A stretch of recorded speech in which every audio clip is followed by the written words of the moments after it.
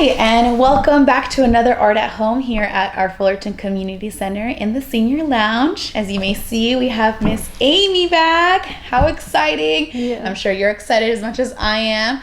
So lucky treat today, Miss Amy is actually going to be the one taking lead on this, and we're going to go ahead and join her on our Art at Home adventures. Great. Welcome back. Well, it's great to be back. It's great to be back, and it's great to be back with all of you guys out there doing art at home.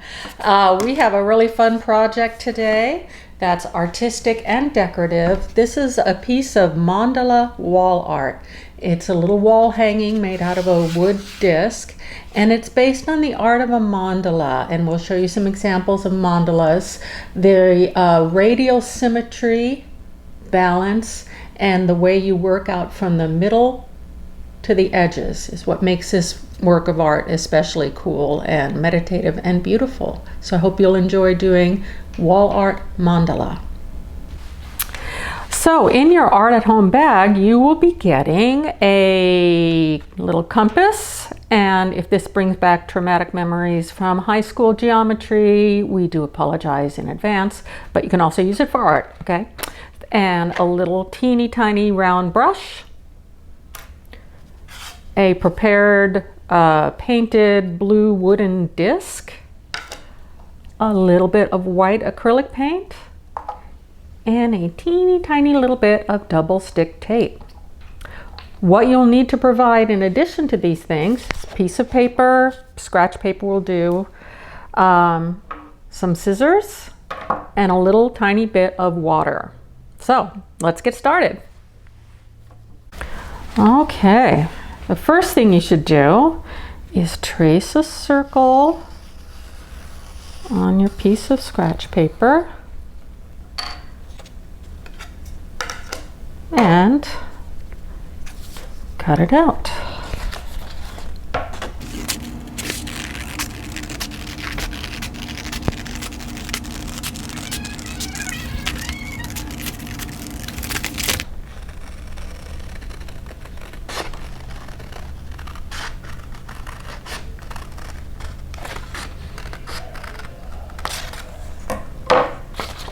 Ta-da!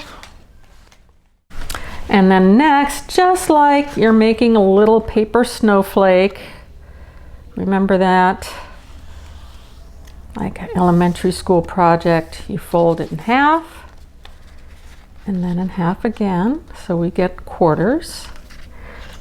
And this is going to help us find the exact center of the circle and also give you some points of reference for the quarters. So we cut off a little teeny tiny bit there, and then a little teeny tiny bit here, and a little teeny tiny bit there.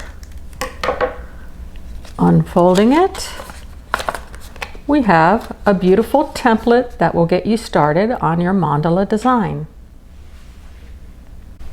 Next, you want to place the template on top of the disc, and the little diamond in the middle will show you where the center of your circle is. So mark that with your pencil, and then also mark the quarters. There, there. Oh wait, our levels is down. Okay, the next thing you do is place the template on top of the disc, and this will help you find the exact center of your mandala. Mark that right in the center of that diamond there, and then also mark the quarters using the pencil and the little bits that you cut out. And then this will give you sort of a framework to build your mandala design. See how that works? Here's where we go back into high school geometry class. Well, not really, because it doesn't really matter how big your circles are. No, the only thing that matters is that you like the way it looks. So start by doing a couple of concentric circles. I find it easier to hold the compass in place and move the disc, but whatever works for you. Maybe you want one circle, maybe you want three, I don't know. But start from the middle and work your way out. This is called radial symmetry, where the work of art is symmetric, coming from the middle.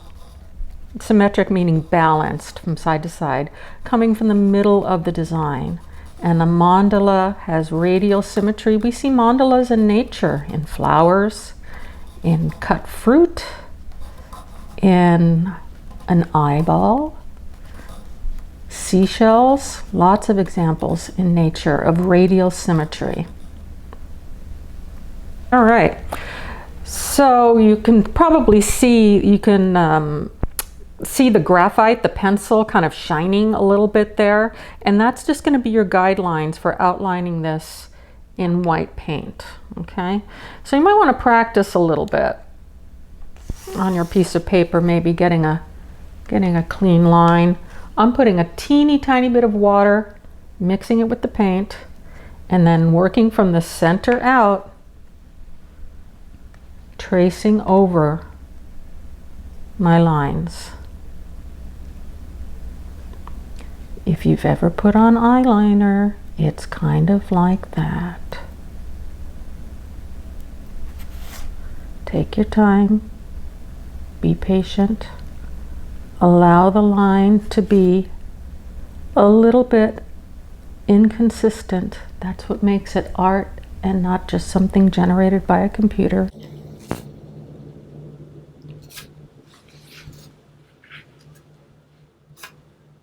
And then trace over all of your pencil lines with paint.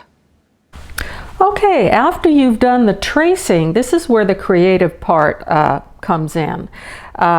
Everybody's design will start looking at something like this, but from here on out, you know, the sky's the limit. You can do anything you want.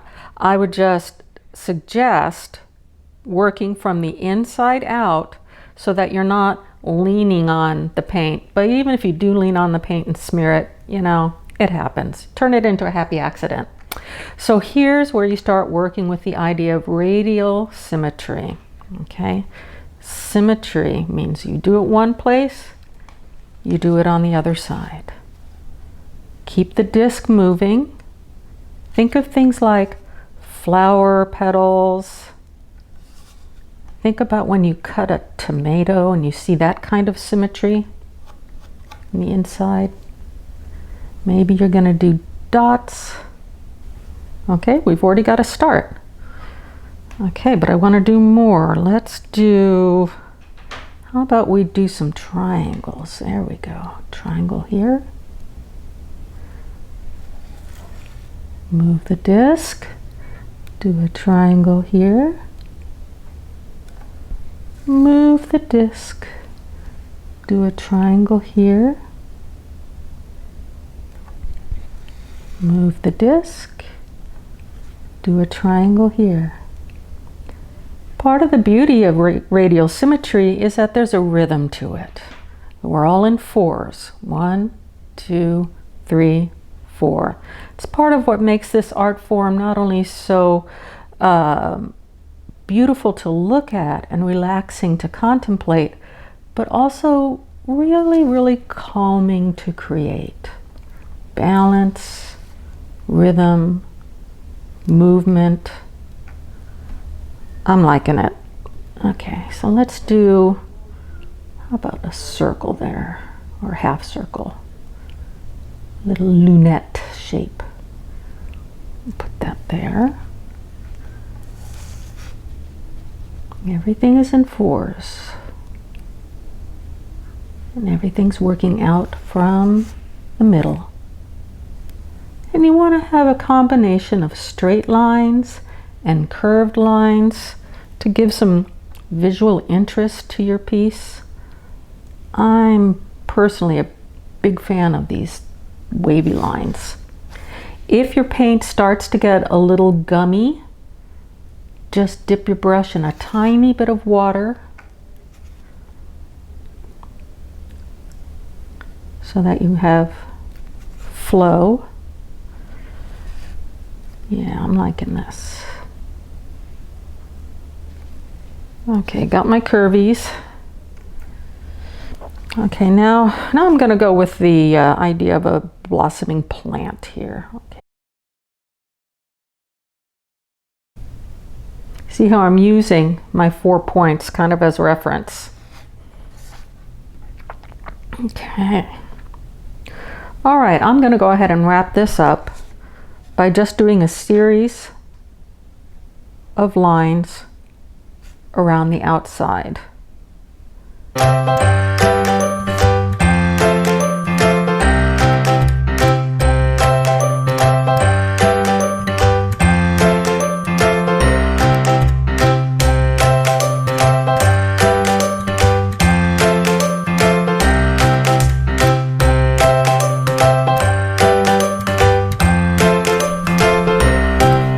One we made a little bit earlier. So when your design is all done and it's dry, make sure it's not shiny anymore. Then you have the option, I mean, you can just keep it like this. It can be something you hold, a frisbee you throw, I don't know. But I always like putting things on the wall. Double stick tape, I love double stick tape, but it can, if you change your mind, it's a really bad thing, because then it can tear a chunk out of your wall. So don't say we didn't warn you. But if you want to hang it up, a little bit of double stick tape there, peel off the backing, and then you can stick it on your wall. Okay, so we're going to decorate our beautiful senior lounge here, well, for as long as this will stick anyway, with our beautiful mandala wall art. Are we ready? Yeah, let's do it. Okay, we'll get that lined up there. We got our beautiful radial symmetry. Oh, and we've got bilateral symmetry too, haven't we? Oh, okay, then you press it down.